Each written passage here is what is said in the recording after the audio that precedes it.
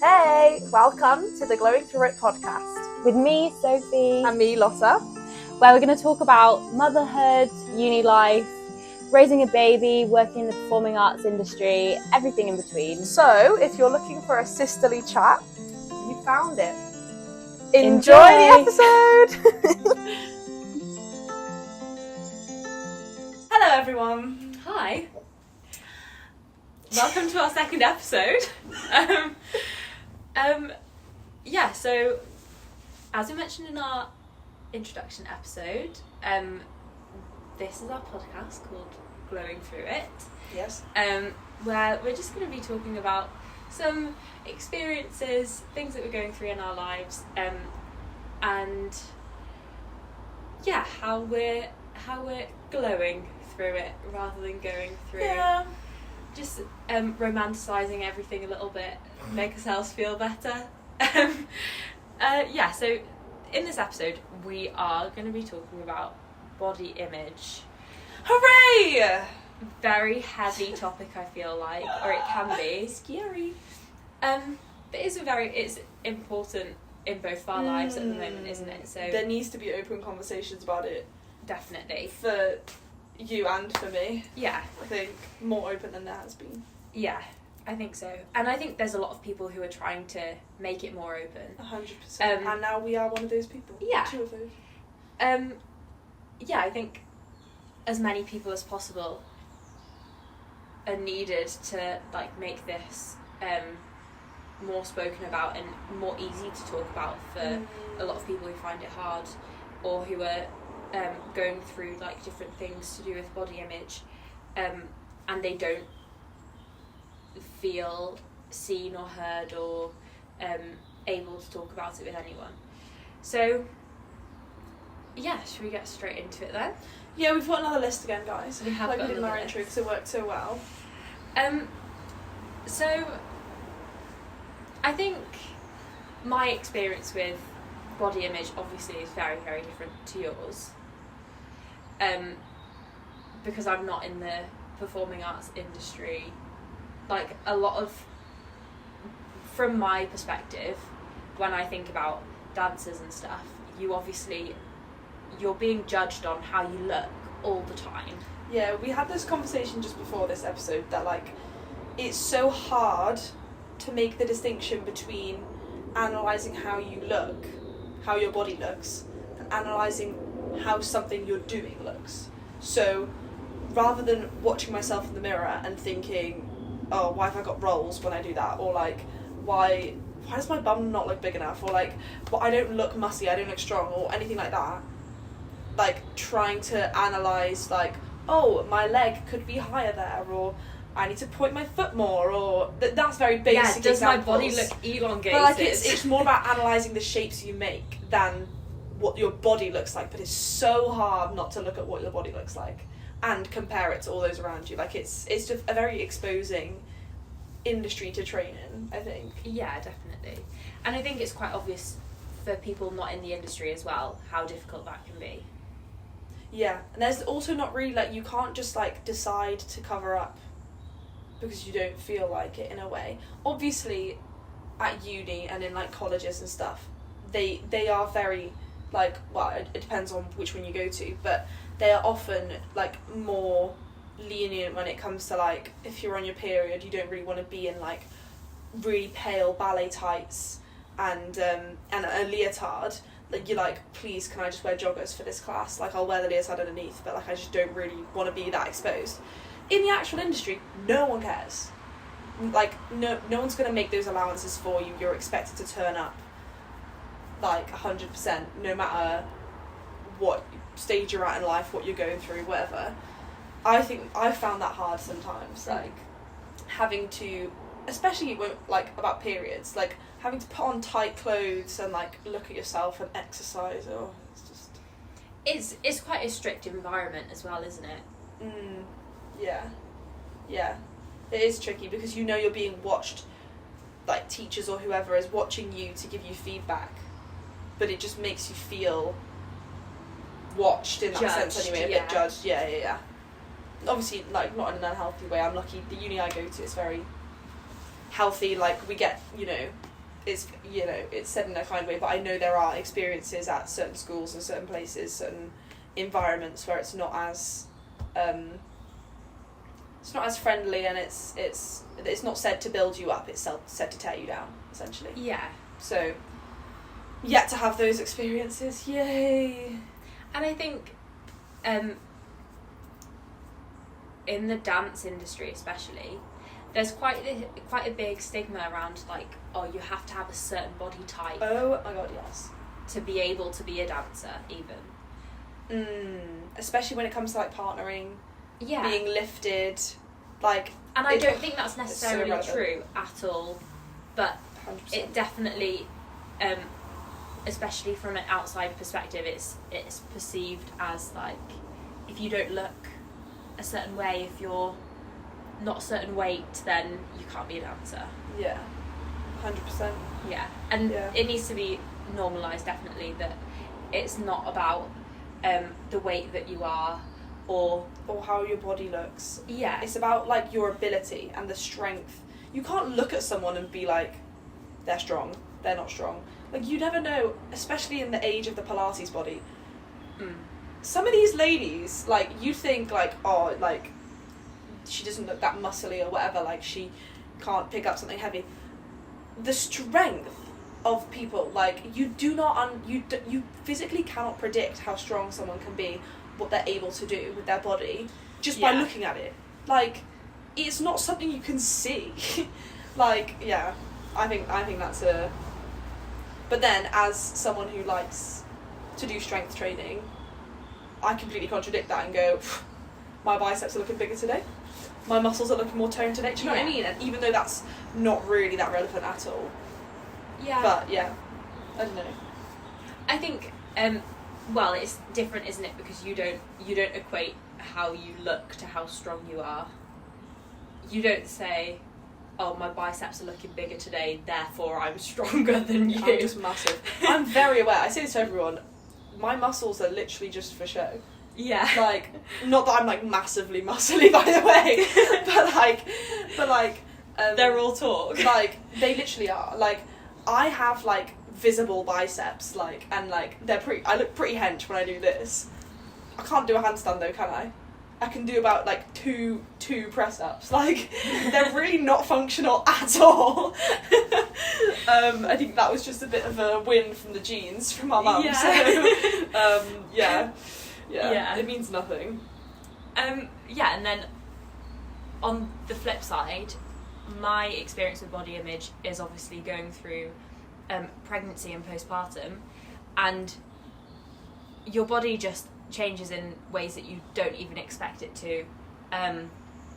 Obviously, the main one is that that your belly grows when you're growing a baby, obviously. Duh. Unless you've got a hysterical pregnancy, which I'm always scared of. But we'll get to that another time. There's a lot of other ways that your body changes as well, that can make you feel quite self-conscious, like, for me anyway, and I know that for a lot of other women as well, it wasn't just my belly that grew, but my arms got bigger and my thighs did as well, and I feel like, and my face just felt a bit more puffy. But then other parts of my body didn't change. Yeah. Until much later on, where you get, like, swelling and stuff because you've got that extra weight and you're holding more water, and it's just, so then your ankles swell and things like that. But earlier on, I think my body changed quite quickly, and my bump never really looked that big. Like, we were just looking at... we looked at it earlier today. Yeah. And, like, pictures of this time last year, and you were, like, at weeks before giving birth, and literally you less showed me than that 2 video, weeks, and I yeah. thought, oh, that must be, like, halfway through, like, that's a tiny bump, and then you're like, this is week before, and I was like, why is it so little? Yeah. But at the time, I remember thinking, she big, she gonna pop. Do you know what I mean? Yeah. Yeah. I think, and I definitely felt like I was really big, and, you know. But, yeah, and there's so many other ways, like stretch marks as well is a massive one for people. And then obviously the whole thing around not fitting into any of the clothes that you had before, and what do you wear to work? Like if you work in an office environment and you're supposed to be wearing formal clothes, or you go to meetings, or, you know, what do you wear? There isn't really that much choice for formal clothing for people who are pregnant. Yeah. Because it doesn't really.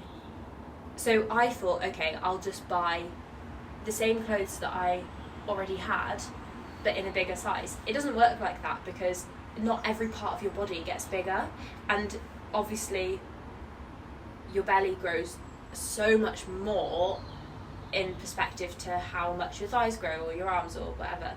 So it's really hard to then find clothes that fit you, and there's also quite a big stigma around pregnancy clothing and how it's not flattering at all, and so lots of women will say, like, oh, I'm not gonna, when I'm pregnant I won't wear like maternity wear, but yeah, it's hard to find other clothes then that fit you, and I think it's quite a big shock to the system, especially for me. I think I've always been sort of the same size, and if my weight is... Your fly's going down. Oh, Jesus. This is not that kind of show. No. Yeah, but if like my weight fluctuated, obviously it did throughout my lifetime, but it was never really that big in terms of like, oh, now I have to buy new clothes. And so this was the first time in my life where I was like, oh, now I really don't fit into any of my clothes anymore. Yeah. I have to get rid of all of them.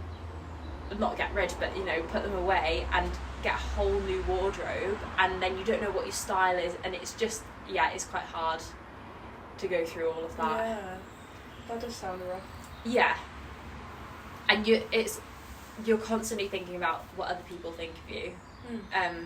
So yeah, body image is a really, really big thing during pregnancy. And then, like, haven't even said how big it is in postpartum, but that is maybe even bigger, because there's the whole thing of like the bounce back. Yeah, and you put pressure on yourself to look normal straight away, and that's just not how it works. And so many people don't understand that, and it's actually crazy to me that I thought before I was pregnant, I genuinely thought, and it wasn't like a judgment on anyone who was pregnant and anything like that, I just had never experienced seeing someone go through postpartum at an age where I could understand it,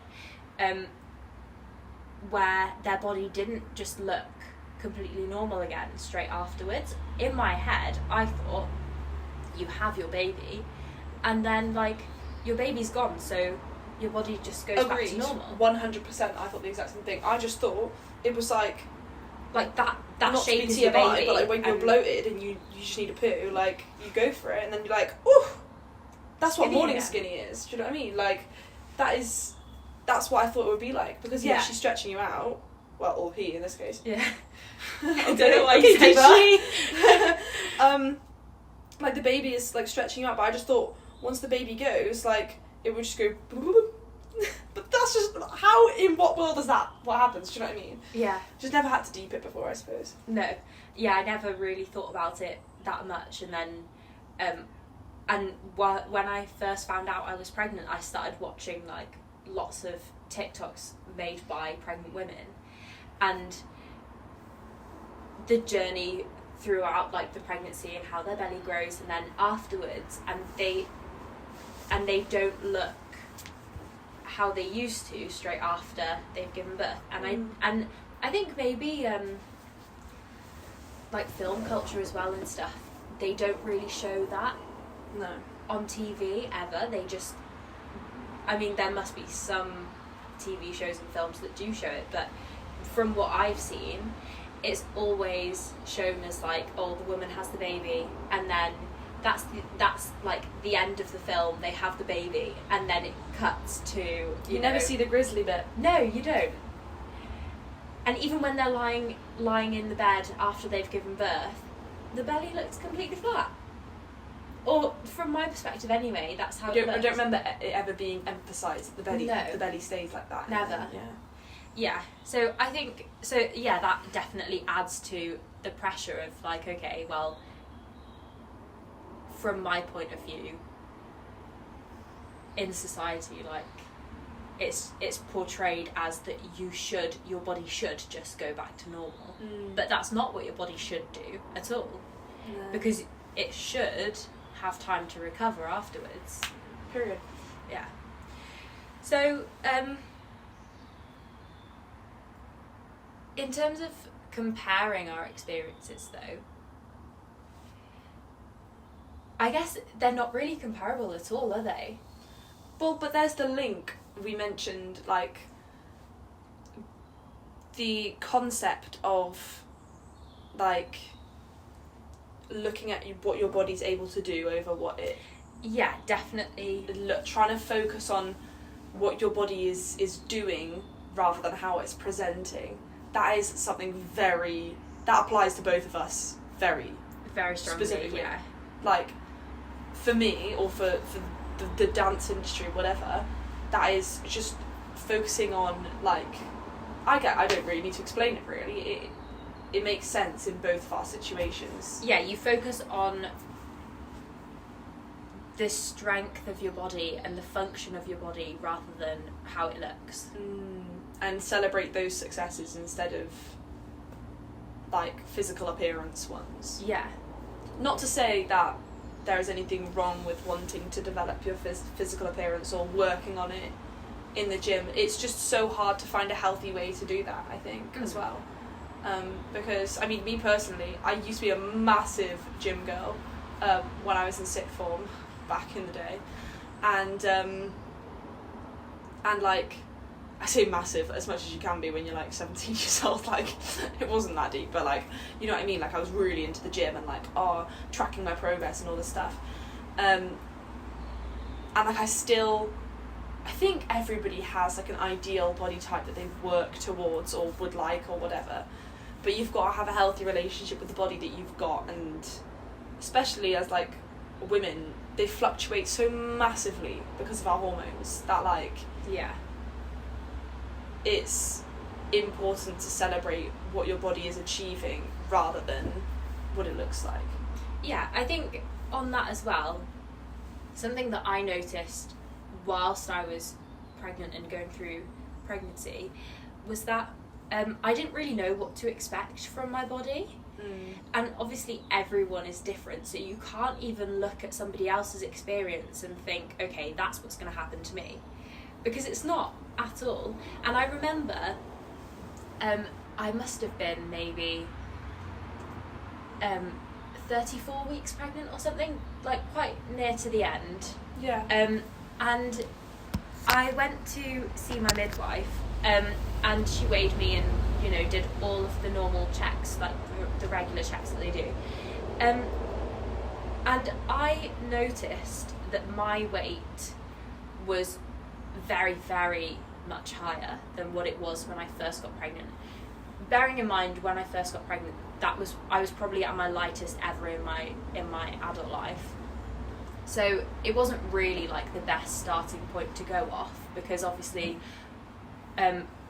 so before I was pregnant, struggled a little bit with food, and like, I think where I was getting used to a new lifestyle, like living on my own with my partner, and him being away a lot and being on my own often, and finding it hard then to motivate myself to make myself a full meal every evening that's just for me. When he's home, it's a lot easier to make a meal for both of us. Yeah. But when it's just me, it almost feels like a waste of time. So I did have quite not a very good relationship with food before I was pregnant, and then whilst I was pregnant it sort of shifted in my head, and I was like, okay, I'm not eating for myself, I'm eating for my baby, so I have to make sure that I'm not necessarily eating well all the time, because you can't really do that when you're pregnant with cravings and things like that. But I definitely felt like, okay, I need to make sure I'm eating enough for my body to have the energy to grow because this you're baby. doing it for someone else. Yeah. So that was my shift, but then the difference between my weights was quite high. So I remember mentioning to my midwife, oh, is that normal? Like, that's quite a big change in weight. And she worked it out and she looked into it and she said, look, your body doesn't look like it should be an issue. And in my head I thought, yeah, but how can you say that? Just because I don't look like my weight is an issue doesn't mean that it's not. And then she was saying that I think it's something like, if you have more than 20 kilograms difference or 20 kilograms of weight gain, that's when they would refer you to a doctor and do some further tests just to make sure it's not affecting your health. But yeah, I just remember thinking that's so it's just, if somebody is struggling with that, how do you catch it before it gets to that point? Also, I feel like looking at someone and going, oh, well, you don't look. Yeah, you don't That's look like such a it's subjective a problem. thing. Like, just because they think that you don't look like you would have a weight problem, or a problem related to putting on weight, does not mean, like, that's crazy. This is like, just a quick short story.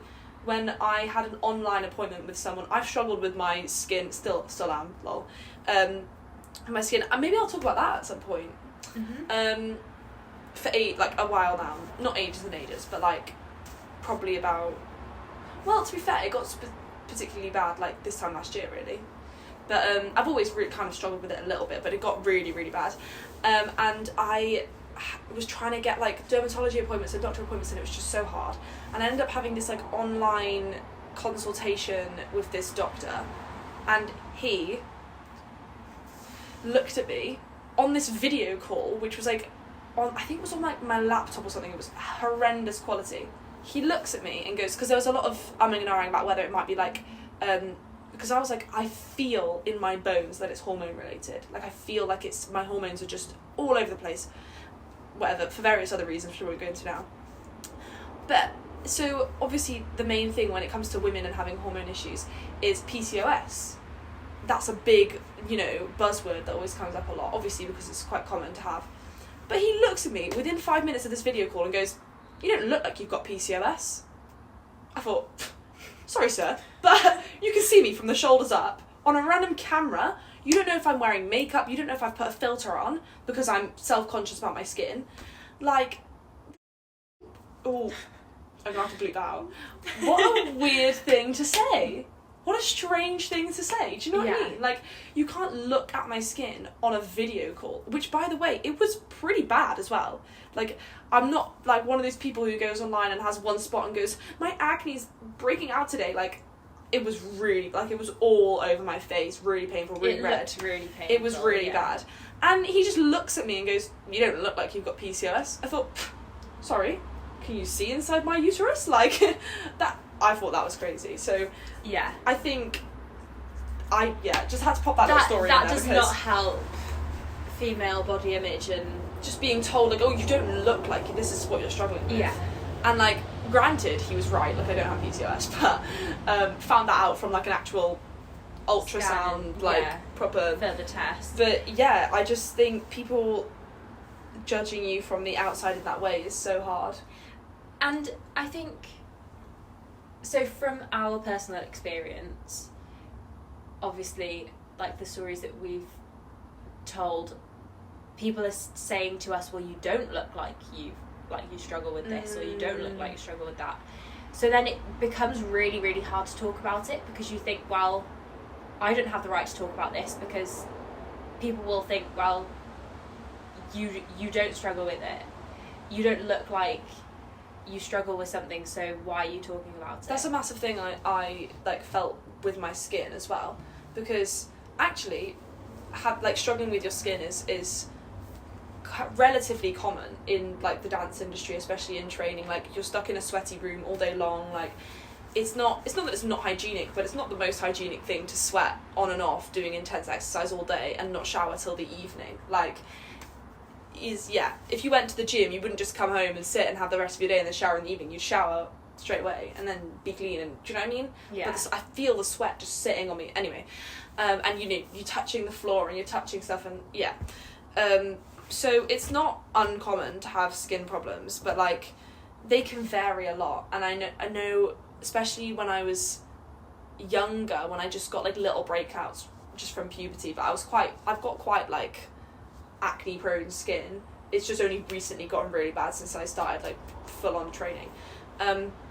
But even then, like, I would have like friends who had it like maybe worse or whatever, and you just don't feel like, and I feel like I can sense it now too, now that I have it worse, that other people who feel insecure about just like a spot on their chin or whatever, like, feel like they can't say talk that about in front it. of you. Yeah. But then I get it, because from my side I'm like, why are you complaining about a tiny spot? Your whole skin is clear. Like, that's a massive thing I compare about myself to other people. People with clear skin are literally so blessed. Like, you don't even understand like the mental strength it takes to leave the house without makeup on, and to go into uni without makeup on, and to present myself in front of someone saying, look how good I look doing this thing, when I feel so insecure about my face without makeup on. And like, other people just walk around with clear skin. Like, how is that fair?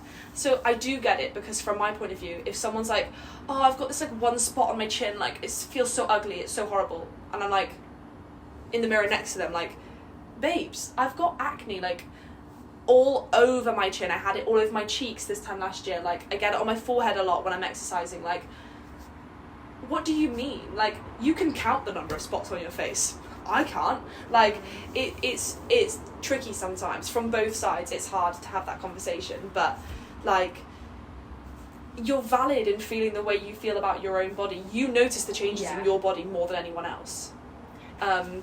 It's so important to be able to have a platform where you can speak about it if you want to, but it just sometimes isn't the right environment, or like, it's not the right place to say it. And you just gotta think about what you're saying. Like, don't be like, it's like if I stood in a mirror next to someone who was bigger than me and I went, oh, I look so fat and disgusting. Who, like, no one does, do you know what I mean? Yeah, it's very insensitive, and you have to consider other people's feelings as well, and how your comment about yourself might make them feel. Especially in an environment where you're constantly comparing yourself to people. Yeah. You're like, oh, well, I look like this compared to them, and they're taller than me, they're shorter than me, they're bigger, they're smaller, they're better skin, they're blonder, they're whatever. So if they make a comment, then you're like, oh, so what does that make me? When it shouldn't be like that. But you have to balance that with feeling valid. Like, plenty of people have way worse skin than I do, but it doesn't mean that my struggles with my skin aren't valid. And the same goes for someone who always has clear skin and just has like one tiny breakout. Like, the effect is just as valid on yourself, which I need to remember myself too, because, you know, it's easy to victimize yourself and think that you have it the worst out of everyone. Yeah, and I think it was similar for me, especially in postpartum, where I was trying to compare other people's journeys to see if I could figure out how long it would take me to look normal again. Even though, like, what is normal after your body has grown an entire person and given birth to it? So I would quite often like look at other people's journeys and look at how they looked during their pregnancy versus straight after versus a year after, and try and think, okay, well, how does that relate to my timeline then? If they looked like that quickly, then that means I need to look like that quickly as well. And I saw a video by someone, I can't remember who it was, and they said, which I actually used this theory and it was right for me, that they, from the experience they had after their first child, so they use this with their second child, that they knew from their first pregnancy, after giving birth, straight after, they were about the size that they were when they were 20 weeks pregnant. So so they knew that, okay, the clothes that I fitted into then, I'm going to fit into after I've had this baby. It's quite hard whilst you're pregnant and, you know, coming towards the end and coming towards the birth, to know what thing, like, how do you buy clothes for after you've given birth? If you don't know what. If you don't know what size your body's going to be. Yeah. So I was really focused on that at the time, thinking, okay, and like looking back on pictures of myself when I was 20 weeks pregnant and thinking, okay, well that's what I'm going to look like straight after birth. But then that's also wrong, because you've got swelling in different places, and when I was 20 weeks pregnant, my face wasn't as swollen as it was right at the end, and my ankles weren't as swollen, and my body wasn't as tired. You know, it's not exact, but you still have that expectation of yourself and of your body, and I think it's quite hard to get over that, especially because you don't know what's going to happen, and there is no normal. Yeah. Except for the extremes, obviously. Yeah, there's so many people. If you've been pregnant, you know this. That Yeah, look down the camera, not at me, because I can't relate. you'll know. That you go through so many things during pregnancy, and you think to yourself, oh my god, that is like, something's wrong. Like, this is not normal. There's no way this is normal. Something's wrong. And then you mention it to someone who's been pregnant before, or to your midwife, or to your doctor, or whoever, and they'll just say, no, that's normal.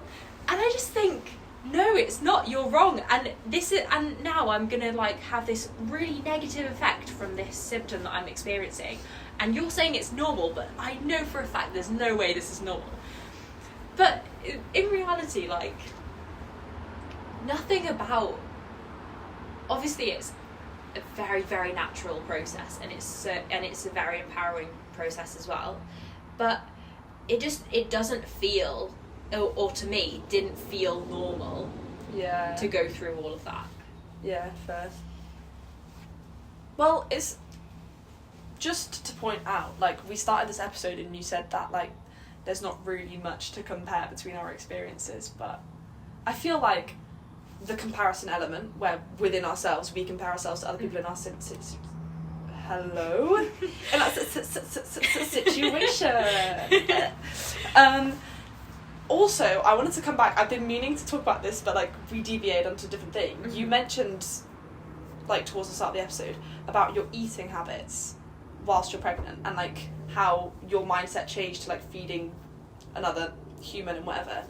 And like, I think eating habits are very closely linked to body image. Obviously, that's quite an obvious link. And in my industry, that is a massive thing as well. So like, that's another similarity. Like, I think we should definitely do an episode just dedicated to eating, because that is a really big topic in itself. 100%, that is so deep and like low-key controversial, but like it's got to be spoken about. You know? Yeah. I'd say one like simple thing that's not even that controversial about it that I find is, or when I started doing professional training, is when to eat.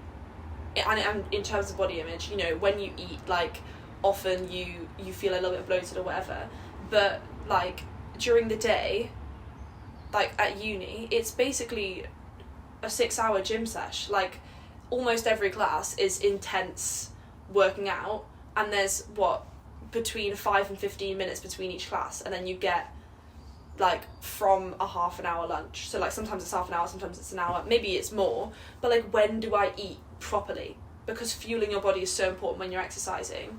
And where I train, it is very, like, they make that very obvious that like you need to fuel your body to be a healthy dancer, to be a strong dancer.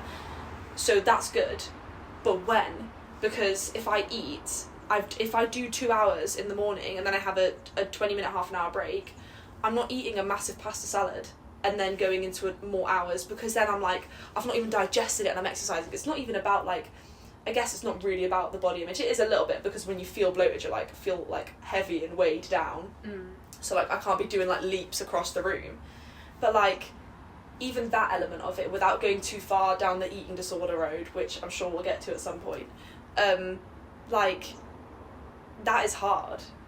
Trying to make sure you're fueling yourself, but you want to feel comfortable in your body in the room, even in just the sense of I want to feel like I'm not about to throw up what I've just eaten because I'm jumping all over the place, or I want to feel light on my feet. I want to feel like I could sprint across the room, and when you've eaten, you just I think that's I think it's an important thing to it's not really talk about.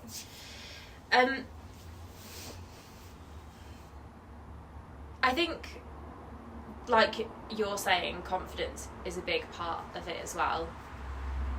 And your own identity as well, feeling that you look how you want to look, or how you should look. Well, also for me, there's the element of you're selling yourself, and essentially, not in the crazy sense of selling your body, but I'm selling me as a package. So if you have a business, you want your product to look as good as possible so people want to buy it. That's the same. You want to present yourself as good as possible. I am the product that I'm selling, that I want someone to I want someone to look at me and think, that needs to be on my stage. Yeah. I need her on my stage. So you want to look there's you want, it's not only am I happy with how I look, obviously that is where everyone should, that's the baseline. But the struggle is with knowing that someone else has to be happy with the way you look in order to be successful. Yeah. You have to consider other people's opinions. I'd much rather just not care, but yeah. And I think maybe that's a big difference between us, where the pressure for me to look a certain way was very much just coming from myself, very strong internal pressure, whereas yours is a lot more external. You have external pressure as well. One of my experiences during pregnancy that now I look back on and laugh at, we were talking about it earlier. Yeah. So Rich.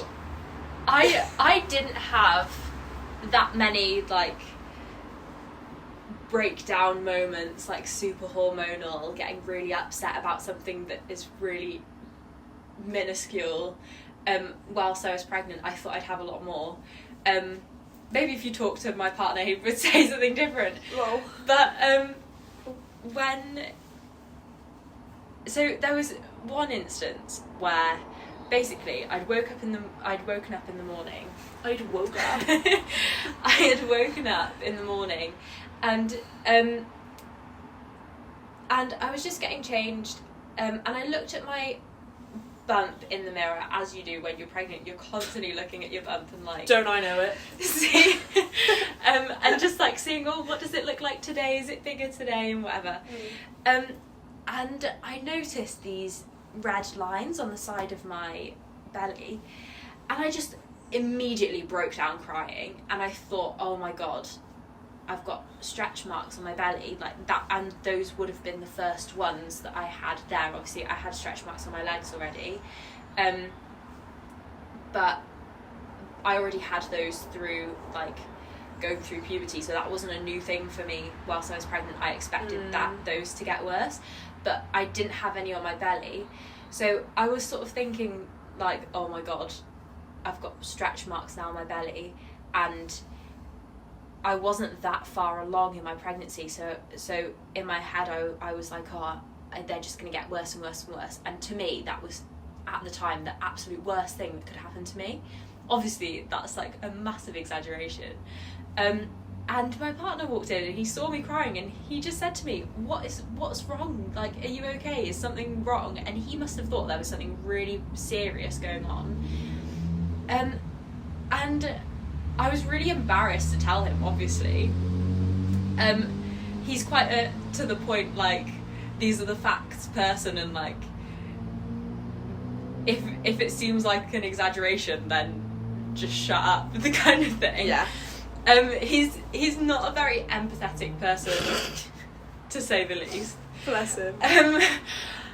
And yeah, so he was obviously worried because it looked like something terrible was going on with me. And I told him what had happened. He said, "Oh, I'm sure it's not that bad, just let me see." And he looked at the lines on my belly and he just started laughing at me. And I thought, I said, "Why are you laughing? It's not funny." And he went, "Aren't those just lines from where your pillow's been folded up underneath your skin?" I was like, "No, surely not." I looked in the mirror again, and it was just, and they were less obvious than they were 5 minutes ago when I first spotted them. And I was like, oh my god, that's so, and I felt so stupid. But that is the pressure that you put on yourself, that something that small, that doesn't really affect you that much, can feel like it's like your world ending. Yeah. Which also plays into hormones as well, and we'll probably speak about that at a different time too. Definitely.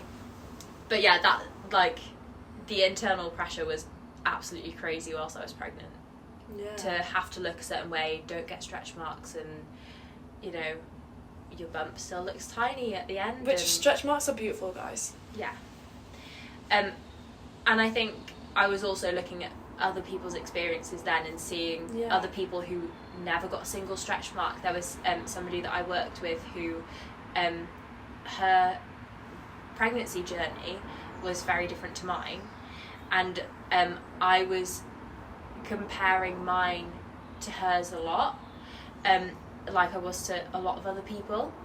So yeah, I think it is hard, especially with that aspect of not knowing what's supposed to happen, what you're supposed to look like, how you're supposed to feel, because you've never gone through it before, and it's not really something that people talk to you about until you're actually going through it. So it's really hard to control that internal pressure, I feel like. Well, I mean, you have the internal pressure, I've got the external pressure. Like, but it's not even always, I mean, we spoke about it's just the general, you know, you're selling yourself as a product, so that's the external standards, I suppose. But teachers can also, I mean, we spoke about this earlier as well. Yeah. We were kind of discussing what kind of stuff, what we stories talk were about. appropriate to talk about in this episode. And I think in the industry, people in power, teachers, lecturers, whoever, can accidentally place unneeded extra external pressure. I said one big story that comes to mind for me, like, it's not even like a specific anecdote because it happens regularly, is like a lot of, I would say particularly in like more of a ballet style classroom, like it happens in others too, but it's mainly like ballet, like a more like controlled setting where you'll be like doing some dancing on the bar, like whatever, doing some bar exercises, and which for a non-dancer is not on a bar, it's you're holding like a bar. Oh, the battery's flashing. She's on 11%. Okay, sorry, just got distracted. Yes, and then you'll quite often hear in like dance scenarios like this is, okay girls, suck your bellies in, tuck your bellies in, suck in now, make sure you're sucking in, suck in. And it's like, it's not maliciously intended at all, which is the worst part of it, but it lands, the blow lands. Like, what they really mean is engage your core and like stuff like that, but it's so hard to hear that all the time and feel like, and for a lot of like people, I know a lot of my friends are always like, well, this is what my belly looks like when I'm engaging my core, it doesn't just disappear, like, which is the case for everyone. When you engage your core, your belly doesn't just like, she's a speck of dust, she flies away, like that's not how it happens. Like, engaging your core is a completely different, and it's not even that the teacher wants your belly to disappear for the movement, they want you to engage your core to improve the movement. But sometimes terminology like that in the industry is so like misleading, misdirected, like it's stuff like that can be hard as well. That feels like, because it gets said a lot, you're like, oh yeah, I know what they're trying to say. But then when you had deep conversation with my friends about it, and I was like, on a real one, maybe this has kind of subconsciously affected us as well. Like, it is hard. so yeah, I feel like there's sometimes there's probably loads of other examples that will pop up to me at various points, but yeah, is that going down even more? Okay, let's take a quick break. I'm going to change the battery. We're back! New battery! I was getting so distracted by the fact that it was going down, so... what were we talking about? Yeah, so obviously there are some external pressures for me as well. Specifically when it comes to my partner, I feel like, especially after pregnancy, I obviously wanted to like fit his expectation of what I was gonna look like as well, and it's natural, you want your partner to think you look good. And the other thing is that my partner had just seen me at my absolute worst point of my life, like giving birth to a baby, and at that point you don't even think about, especially when you don't have an epidural or like minimal pain relief, you're not thinking about what you look like. All you're thinking about is how you're going to get this baby out as quickly as possible, because you don't want to be feeling like this much longer. The only thing you're thinking about is, let me get this baby out so it stops hurting and I can like meet my child and feel good again. You just want that moment to be over, especially the first time. Like you don't know how painful it really is going to be. For me anyway, I was quite shocked by my personal experience, and I know it's controversial to talk about birth stories and in a negative way, because obviously, you know, maybe we'll have to put a little trigger warning at the start of this episode, because I know a lot of people who are pregnant don't want to hear about those things. I didn't. Whilst I was pregnant, I didn't want to hear about negative birth stories, or how painful it was or anything like that, because at that point, you know, you're already pregnant, so what are you going to do? You have to go through it. So it's not helpful if someone's telling you how much it's going to hurt or everything that could go wrong. But anyway, so that's not what this episode is about anyway. Body image. So I really felt like I needed to look a certain way afterwards, because I obviously want him to be attracted to me, and in like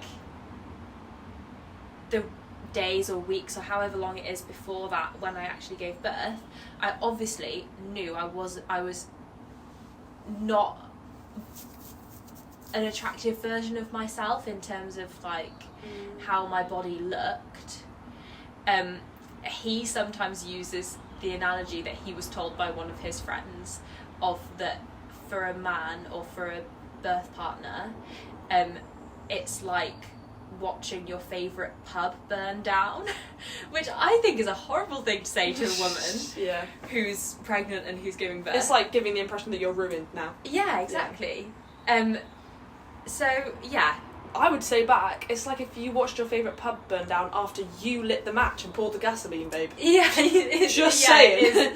It's because of you. You were the arsonist in that situation. Yeah.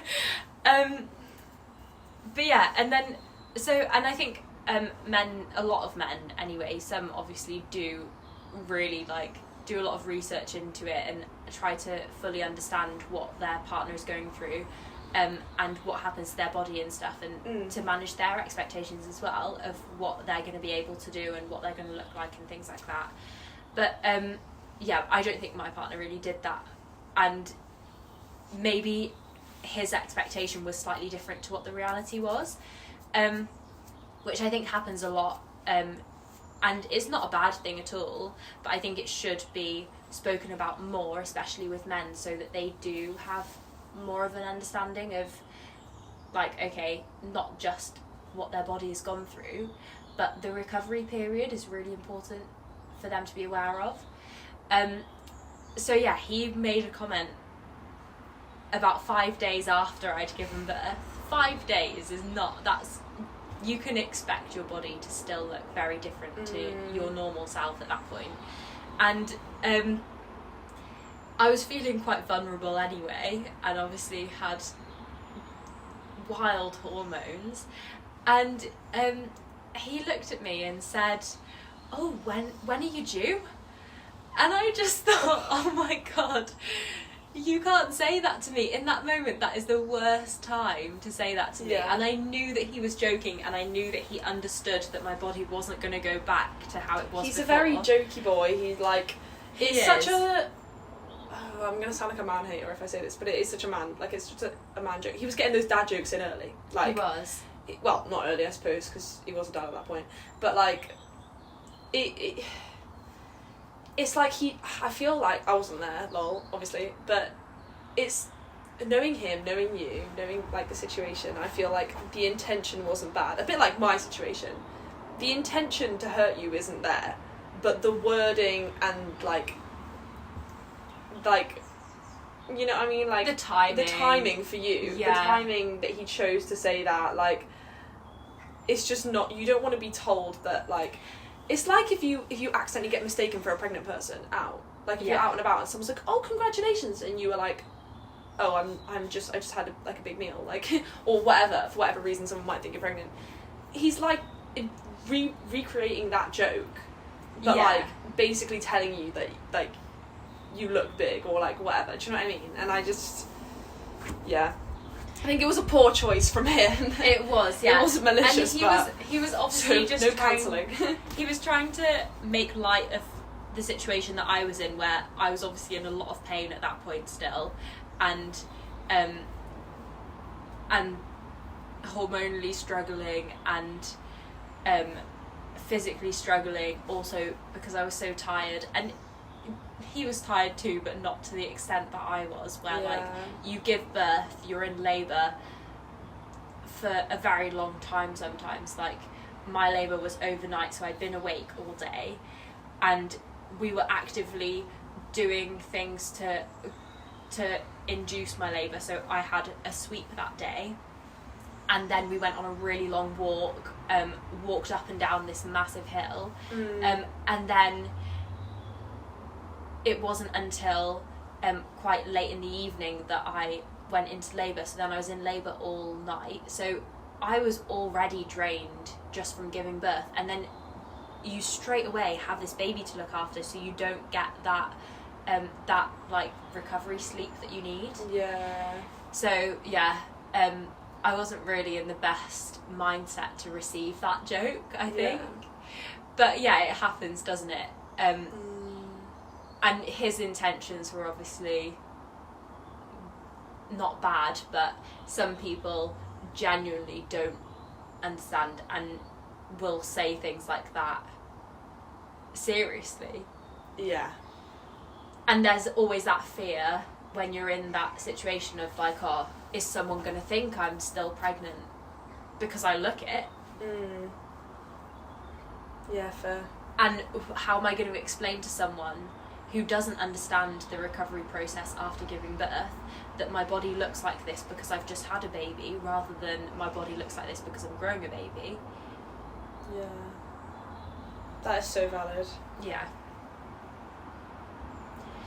But yeah, I don't, in terms of coping strategies, That was the next thing I wanted to talk about. Yeah. And I don't really feel like I have coping strategies necessarily, because 9 months of your life isn't really that long, and then Just got to get through it. Yeah, and sort of a year of post. They say like you're in postpartum for a year, so that's not very long either. So in my head, I was constantly just thinking, well, my body image is the least of my worries because there's other things that my mind needs to be on. So I don't really think I had many coping mechanisms, but I suppose, I mean, we can revisit this next time that I'm pregnant, maybe. Can't wait. This is not an announcement, by the way, guys. No, it's not. But yeah, maybe. But I have coping mechanisms. Yeah. I mean, there's the general, like, we've mentioned a million times, like, mindset.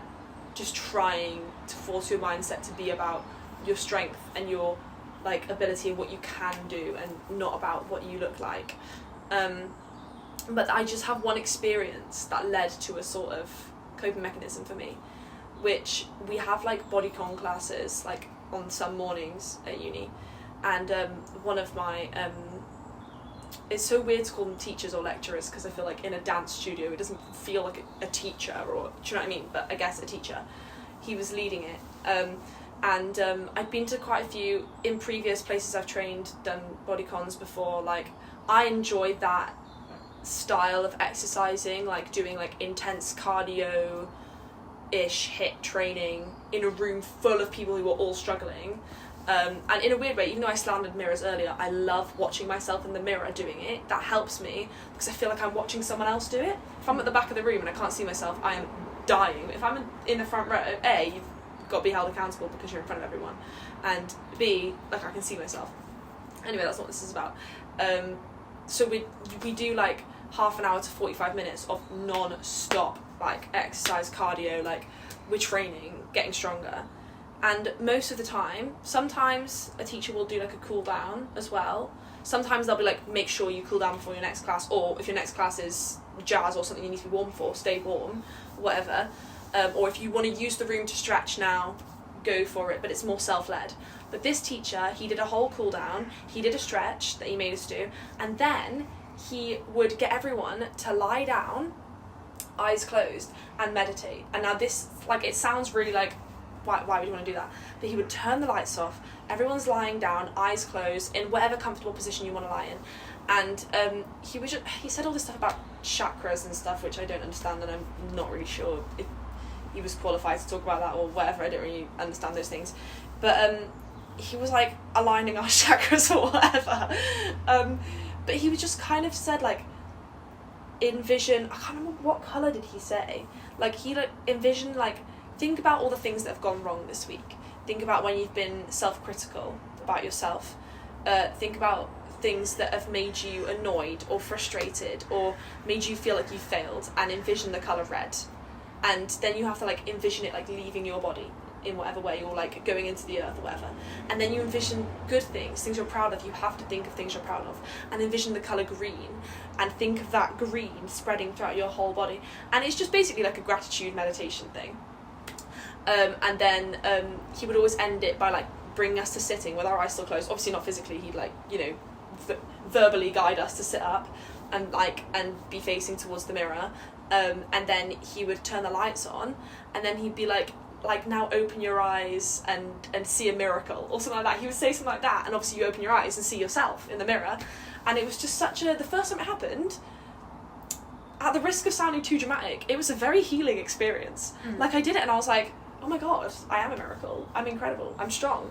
And it was the first time I had been like, I can't think of the right word, not like pushed, but like encouraged by someone else to really, really think about, because he didn't just zoom through that little spiel, like we'd be there lying down for quite a while, and he'd be like, think of more good things, think of more good things, think of more, same with the bad things, think of more other things. And he just really was such a mindset shift of thinking of all the things that had been on my mind, like, oh, I fell out of that pirouette, or like, I didn't, like, when we went to film this routine in class, like, I messed it up, so now the video is bad or whatever.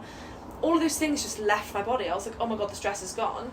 And I just took a minute to feel grateful for what I have done and what I have achieved.